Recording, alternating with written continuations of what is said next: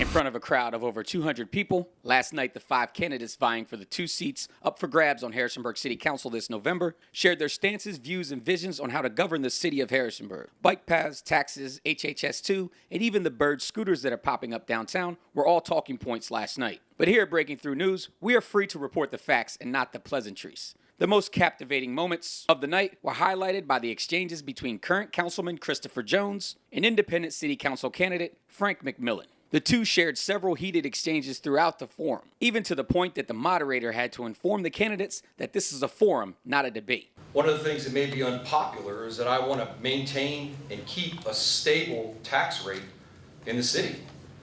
We need a voice of reason on the city council, someone who understands finances and numbers.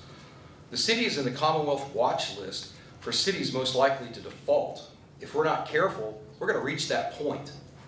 We need to stop raising our taxes. In the last 4 years, our taxes have gone up from 69 cents a hundred to 85 cents a hundred since 2015.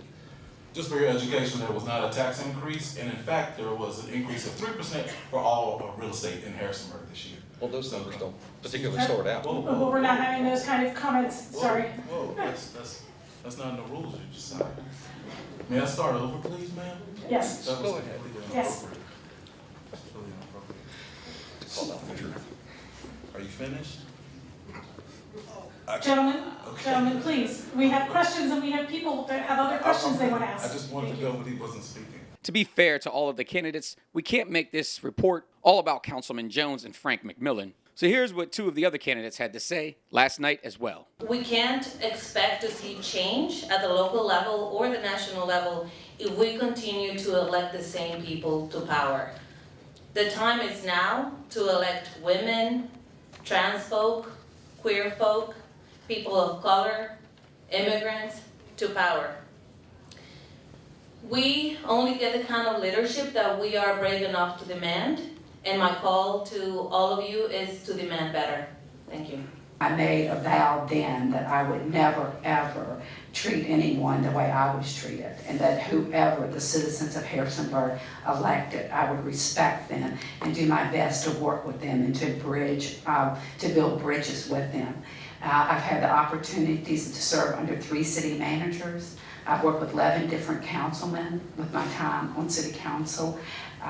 And different department heads and staff, and I know we've had some changes in our city, and I'm excited about that, and I would like the opportunity to work for the citizens of Harrisonburg again. Sal Romero focused in on education and his accomplishments as an educator and decision maker at the highest level in this Commonwealth. So vote education, whether you have children or not, education is the way that we can instill in our kids the value of community, the value of giving back. And my hope is that when we do that, our kids will be able to stay here because they don't want to go anywhere else to find other opportunities, because we have everything they need here to be successful and to be happy. The night before this forum, the NAACP held a forum for these same 5 candidates. At that forum, Ms. Paloma Saucedo wore a Black Lives Matters t-shirt. Black Lives Matters is a movement that was spawned in response to the murders of unarmed Black American citizens by police officers and rogue armed white citizens.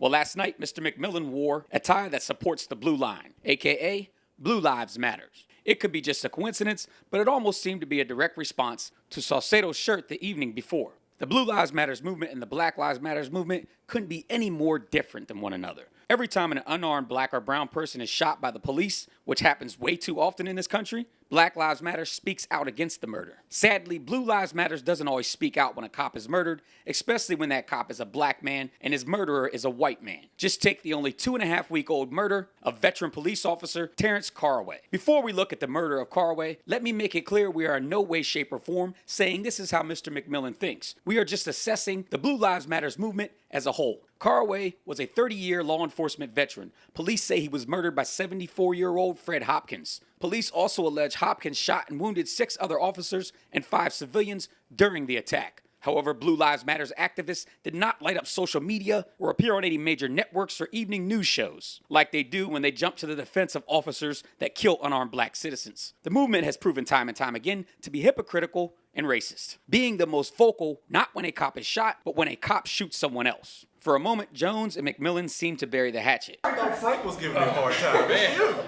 You all right, it's her. No, we're not done yet.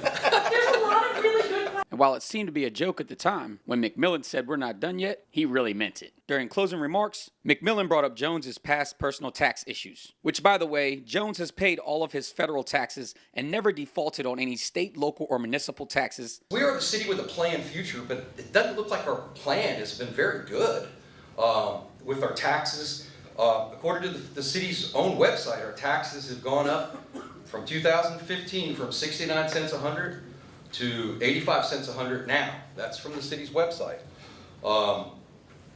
We need to have fresh perspectives. We can't continue to raise our taxes on the citizens and not necessarily paying our own taxes. I'm just here to serve. If you would like for me to continue to serve and build bridges between people, please re-elect me. If not, I totally get it. You get 2 votes. I'd like to continue to serve because I know that I'm one of the only people that has some of the dynamic relationships that I have. I talk to rich folks and poor folks, brown folks and black folks, this folks and that folks every single day. And they enjoy it. And I'm able to pull people together that typically aren't pulled together.